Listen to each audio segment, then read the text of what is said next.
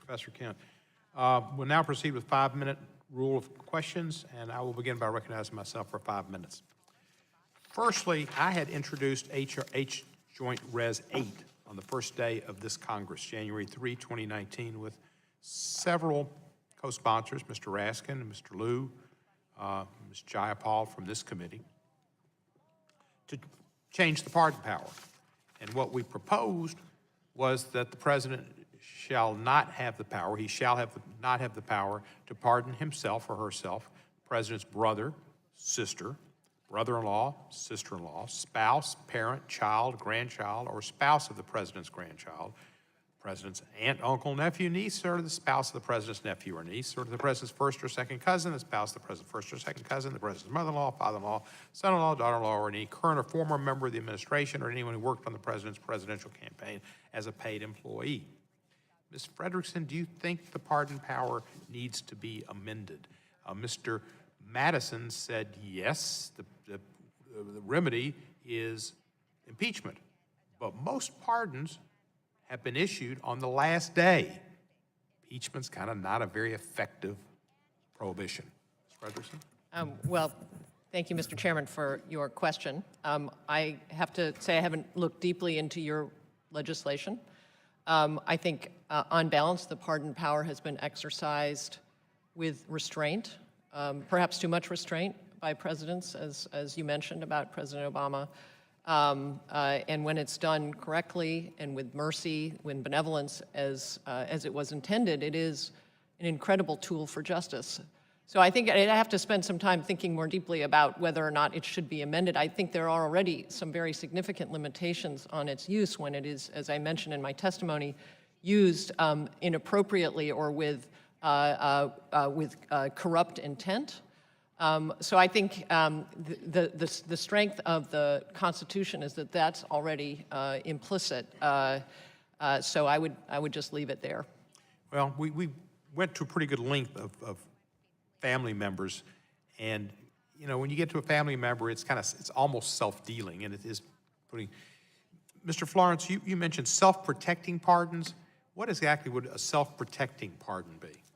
So a self-protective pardon is a pardon that has the same purpose and effect as a self-pardon, in that what it's doing is allowing the president to place himself beyond the reach of the law. So for example, if a president says to a witness in an investigation, go ahead, change your story, don't answer the questions, don't cooperate because there's a pardon coming for you, in a way that leads the witness to do that terminates the investigation or interferes with the investigation, and that is an investigation that involves the president himself or the president's campaign or business organization or family members. That self-protective pardon that's dangled or issued, even though it's not to the president himself, it has the same purpose and the same effect of placing the president above the law. And as we've all testified, there is one kind of central tenet of our Constitution, which is the rule of law applies to everybody, that nobody is above the law, that nobody can be a judge in their own case.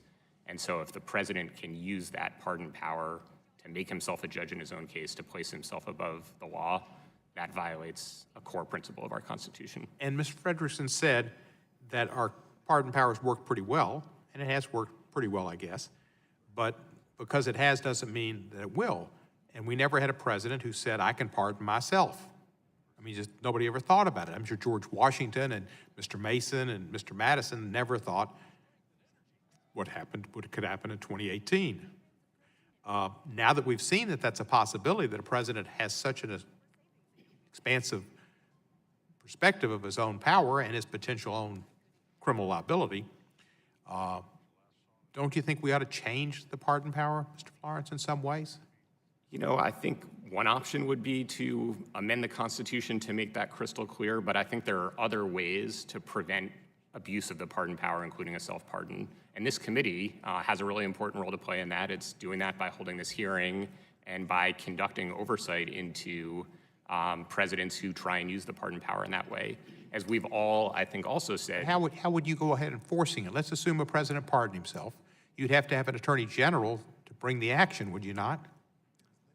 Who would have standing to go to court to question that pardon?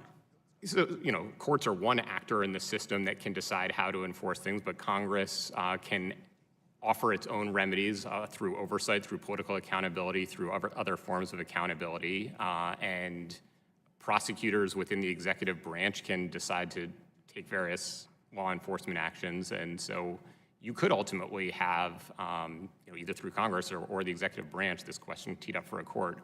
I think what we have all said here is that you've got to read the pardon clause alongside the rest of Article 2, alongside the Constitution, and that there are provisions there now, the take care clause, the oath, that prevent this type of self-interested abusive pardon that places somebody above the law. And so we shouldn't lose sight of that, even if we look to be a little bit more clear going forward in how this works. Professor Kent, do you have any thoughts on amending the Constitution to prevent abuses? Well, it's always difficult and, given the 2/3 requirement, perhaps impossible in the present circumstances. I guess the one thing I would note is I do think Congress could have some legislative power. I think there's some possibility of doing things without amending the Constitution. And I think certainly, one principle would be that Congress can legislate Congress could legislatively prohibit uses of the pardon power that are unconstitutional in themselves, right? So if those of us on the panel here today are correct that a presidential self-pardon is unconstitutional, then I don't think a constitutional amendment would be required for Congress to say so. But don't you think, well, I agree with you, and I understand your legal logic, it's not in the law, it's not in the Constitution, and can we pass a statute that basically limits what is an unrestricted power to pardon based on a legal theory that 3 brilliant professors agree on? Yeah, you could, and if the president tried to do so and he were later criminally charged, as Mr. Florence said, that would be, a proper case that the judiciary could resolve. I do agree with some of the things that have been said, which, the president's pardon power is extraordinarily broad, and it is subject to very few limitations. I just think it is not subject to 0 limitations. So, there would, I think, be some very hard constitutional questions about Congress doing anything beyond preventing or legislating against a self-pardon. Once you move out beyond the president himself, you do get into areas where, the executive branch would have some very strong constitutional arguments that that's improper. But again, also there's other forms of checking besides statutory prohibitions. Thank you. And I know I'm over my time, but I am the chair. Mr. Pfiffner, do you have any thoughts on this? It seems to me that Congress, it's clear that Congress can't limit this straightforward power of the president. It might be reasonable to say that there's no self-pardons, and it might be reasonable to say the president shouldn't pardon his relatives and friends or so forth, but I don't think that that would be constitutionally enforceable. So I think the argument against it depends on the Constitution itself, not on what Congress may do. Nevertheless, it might be reasonable for Congress to pass a resolution saying that, but I don't think it would have constitutional effect. Thank you, sir. And I now recognize the distinguished ranking member, Mr. Mike Johnson. Thank you, So help you God. Thank you, Mr. Chairman. So